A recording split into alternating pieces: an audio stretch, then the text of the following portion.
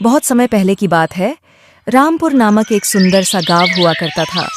उस गांव में रामू नाम का एक गरीब लकड़हारा अपनी पत्नी सुशीला और अपने इकलौते बेटे राजू के साथ खुशी से रहा करता था। रामू बहुत ही मेहनती और ईमानदार लकड़हारा था। वह हमेशा अपने काम से खुश रहता था। उसके पास ज्यादा पैसे नहीं थे, लेकिन वह अपनी जिंदगी से बहुत संतुष्ट था। रामू रोज सुबह सुबह उठकर गांव के जमींदार रामलाल के यहाँ जाकर लकड़ी काटने का काम किया करता था और लकड़ी काटने के बदले रामलाल रामू को पैसे देता था, जिससे रामू और उसके घर परिवार का गुजारा जैसे तैसे हुआ करता था। सुशीला, मैं काम पर जा रहा हूँ। आज बहुत देर हो गई है, तो तुम राजू को स्कूल छोड़ाना। जी स्कूल तो मैं छोड़ आऊंगी, लेकिन राजू 2 दिन से कह रहा है कि उसकी स्कूल की टीचर स्कूल की फीस मांग रही है। हाँ तो जाकर दे आओ ना। तुम मुझसे क्यों कह रही हो? अजी कहाँ से दूं? आप जो पगार लाते हैं उसमें मुश्किल से तो घर चल पाता है। अब इतनी सी तनख्वाह में बच्चों की फीस के इंतजाम कैसे करूं? अजी मैं एक बात साफ साफ कह देती हूँ, आप सेठ रामलाल जी से पगार बढ़ाने की बात कहिए। दिन पर दिन खर्च बढ़ता जा रहा है। बाजार में अगर सब्जी लेने निकले तो सब्जियों के दाम आसमान छू रहे हैं, और बच्चों की पढ़ाई का खर्च, घर का खर्च। अब इतनी कम तनख्वाह में कैसे गुजारा होगा? अच्छा ठीक है, मैं सेठ रामलाल को आज ही कहूंगा। चलो अब मैं चलता हूँ, बहुत देर हो गया है, वरना सेठ रामलाल आज का पगार काट लेगा। इतना कहकर रामू अपनी कुल्हाड़ी लेकर काम पर चला जाता है। अरे भाई, आज तो पगार का दिन है। देखो, अब यह सेठ रामलाल कोई ना कोई लोचा जरूर करेगा। हमेशा कोई ना कोई बहाना बनाकर पगार कम कर देता है, और पिछली बार तो मेरी आधी पगार काट ली थी, यह कहकर कि जो मैंने रामलाल जी से 200 रुपए उधार लिए थे उसका ब्याज बढ़कर 1000 रुपए हो गया है। इसलिए मैं तुम्हारी पगार में से 1000 रुपए काट रहा हूं। हाँ हरिया भाई, तुम एकदम ठीक कह रहे हो। यह सेठ रामलाल ना एक नंबर का चालाक और लालची इंसान है। एक तो दुगना काम ले लेता है और बदले में पैसे भी पूरे नहीं देता। हाँ भाई, मेरे भी पिछली बार सेठ रामलाल ने पगार काट लिए थे। मैंने बस 2 छुट्टी ली थी जब मेरी बिटिया बहुत बीमार थी, और इस रामलाल ने इस बात का फायदा उठाकर मेरी पूरी आधी पगार काट ली। हे भगवान, बस सेठ जी इस बार मेरी पूरी पगार दे दे। बच्चों की स्कूल की फीस भरनी है और घर का राशन भी लाना है। उसके बाद सभी लकड़हारे अपने काम पर लग जाते हैं। काम करने के बाद सभी लकड़हारे सेठ रामलाल के पास चले जाते हैं। सेठ जी, आज महीना पूरा हो गया है, हमें हमारी तनख्वाह दे दीजिए। देखो भाइयों, अभी मेरे पास तुम्हें देने के लिए पैसे नहीं है। अभी माल नहीं बिका है, सारा माल गोदाम में ही पड़ा हुआ है। कल या परसों तक तुम्हें तुम्हारी तनख्वाह मिल जाएगी। पर सेठ जी, अभी हमारे पास बिल्कुल पैसे नहीं बचे हैं। बच्चों की फीस भी भरनी है, घर का सामान भी लाना है। अगर आप पैसे नहीं देंगे तो हमारा गुजारा कैसे होगा? अरे मैंने कहा ना, 1-2 दिन और रुक जाओ, कल या परसों तक तुम्हें तुम्हारे पैसे मिल जाएंगे। सेठ जी की बात सुनकर सभी लकड़हारे निराश मन से अपने अपने घर लौट जाते हैं। अजी क्या हुआ? इस बार आपको कितना पगार मिला है? सुशीला, अभी कोई पगार नहीं मिला है। सेठ जी ने कहा है कि 1-2 दिन में पगार मिल जाएगा। क्या? पगार नहीं मिला? आपको तो पता है ना, बच्चों की फीस भरनी है। इनकी स्कूल टीचर ने आज साफ साफ चेतावनी दी है कि अगर कल फीस नहीं लाई तो बच्चों को घर पर ही बिठा लेना। अब आप ही बताओ, मैं क्या करूं? मैं क्या करूं सुशीला? ये सेठ जी कभी समय पर पैसे देता ही नहीं है। अब तो बस हम इंतजार के सिवा और कुछ नहीं कर सकते हैं। 1-2 दिन की बात है, देख लेते हैं। ऐसे ही 2 दिन गुजर जाते हैं। 2 दिन बाद सेठ लालचंद सबको पगार देता है। अरे हरिया, यह ले अपनी इस महीने की पगार। सेठ जी, यह तो बस 2000 है। मैंने तो इस महीने 3000 तक का काम किया है। हाँ, काम तो किया है, लेकिन तूने 1 घंटे आराम भी तो किया है। ये पैसे उसी आराम के कटे हैं।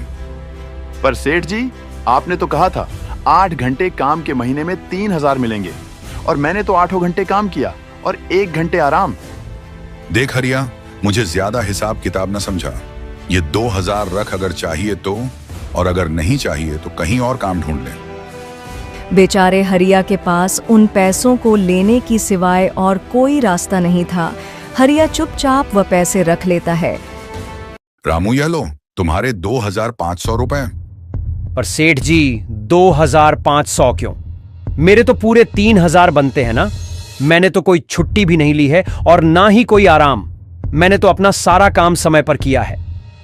हाँ, समय पर तो किया है, पर इस समय बाजार में लकड़ियों का दाम काफी सस्ता हो गया है। इस वजह से अभी तुम्हें भी पगार कम ही मिलेगी जब तक लकड़ियों का दाम नहीं बढ़ता। पर सेठ जी, बात तो 3,000 की हुई थी ना। अब 2,500 में घर कैसे चलाऊंगा? बच्चों की स्कूल की फीस भी भरनी है। सेठ जी, इस बार आप मेरी पूरी पगार दे दीजिए। 2,500 ही मिलेंगे तुझे। यहां काम करना है तो कर, वरना कहीं और काम ढूंढ ले। बेचारे रामू के पास उन पैसों को लेने के सिवाय और कोई रास्ता नहीं था। अरे भाई, ये सेठ रामलाल एक नंबर का बेईमान इंसान है। सारे पैसे अपने जेब में भर लेता है और बहाने बनाता है कि लकड़ियों के दाम सस्ते हो गए हैं। देख लेना, हम गरीबों की किसी न किसी दिन इसे जरूर हाय लगेगी। नहीं हरिया, ऐसे नहीं कहते हैं। वो हमारे अन्नदाता है। आखिर उन्हीं की वजह से तो हमारा घर चल रहा है। अरे काहे का अन्नदाता? काम के पूरे पैसे तो देता नहीं है। पूरे महीने मेहनत करके भी क्या मिलता है? बस ये 2,000 रुपए। इसमें घर का खर्च कैसे चलाएं? ऐसे तो हम कभी तरक्की नहीं कर पाएंगे। और हम कर भी क्या सकते हैं हरिया? हमें लकड़ी काटने के सिवा और कोई काम कहाँ आता है? और कोई काम खोलना भी चाहें तो उसके लिए हमारे पास इतने पैसे कहाँ हैं? अब जो भी हो, हमारे तो बस ये सेठ रामलाल ही सहारा है ना। कुछ देर बातें करने के बाद सारे अपने घर की ओर निकल पड़ते हैं। जी आ गए आप। आज कितनी पगार मिला है? सुशीला, इस बार सेठ जी ने बस 2,500 रुपए ही दिए हैं। बस 2,500? इतने में घर कैसे चलेगा? बच्चों की फीस में ही 1,000 लग जाएगा। उसके बाद मात्र 1,500 बचेगा। उसमें हम क्या ही कर लेंगे? मैं क्या कहूं सुशीला, अब तुम्हें इसी में गुजारा करना होगा। तुम सबसे पहले बच्चों की फीस भर देना, बाद बाकी का मैं देखता हूं।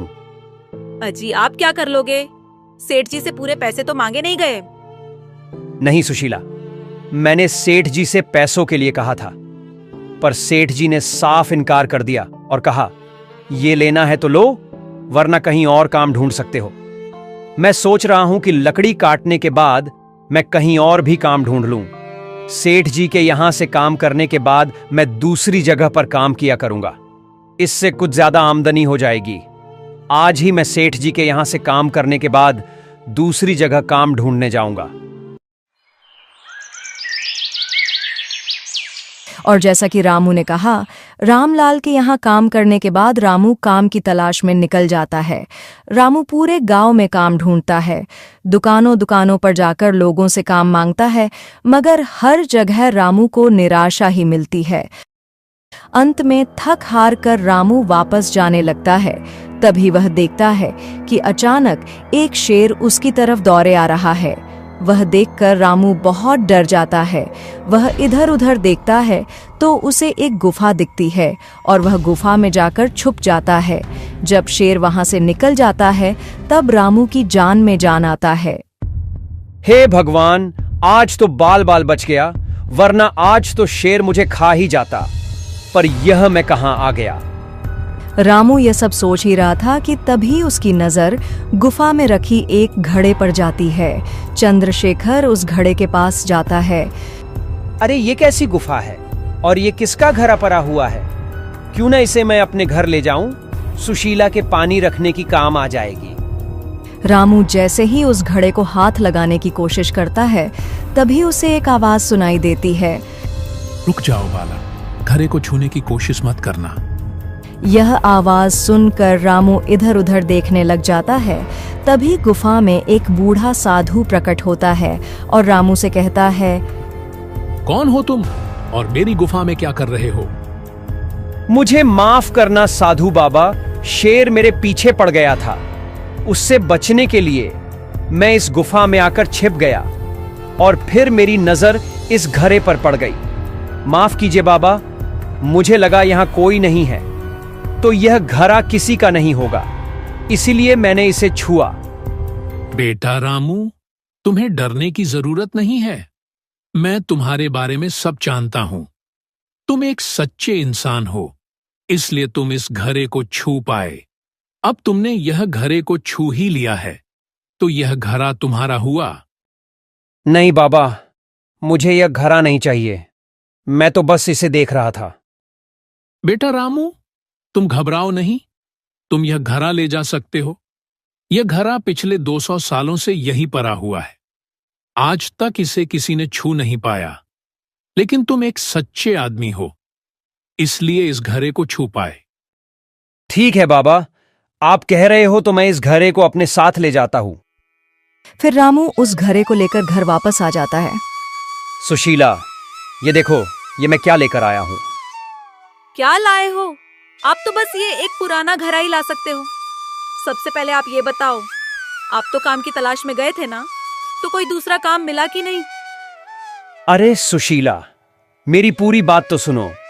ये कोई ऐसी वैसी घरा नहीं है, बल्कि ये जादुई घरा है। रामू सुशीला को वह सारी घटना के बारे में बताता है जो उसके साथ हुई। अच्छा, तो आपके कहने का मतलब है कि इस घड़े में हमें कोई ऐसी चीज डालनी होगी जिसकी हमें सबसे ज्यादा जरूरत है। हाँ सुशीला, तुम बिल्कुल सही समझी।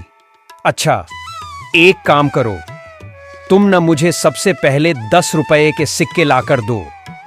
जी अभी लाई। ये लो आपके 10 रुपए के सिक्के। जैसे ही रामू उस सिक्के को उस जादुई घड़ा में डालता है, पूरा घड़ा सोने के सिक्कों से भर जाता है। यह देखकर दोनों बहुत खुश हो जाते हैं। अरे ये क्या जी, ये तो पूरा घड़ा सोने के सिक्कों से भर गया। हाँ सुशीला, यह एक जादुई घड़ा है। इसमें जो कुछ भी डालोगे वह 1 से अधिक हो जाएगा। अरे वाह, ये तो बहुत अच्छी बात है। अब हमारी सारी परेशानी खत्म हो जाएगी। हाँ सुशीला, मैं इन सोने के सिक्कों को बेचकर अपने उन गरीब लकड़हारे दोस्तों की भी मदद करूंगा, और जो भी बेसहारे लोग हैं उन सभी का मदद करूंगा। उस दिन के बाद रामू की सारी समस्या खत्म हो जाती है और रामू गरीब बेसहारा लोगों की मदद करना शुरू कर देता है।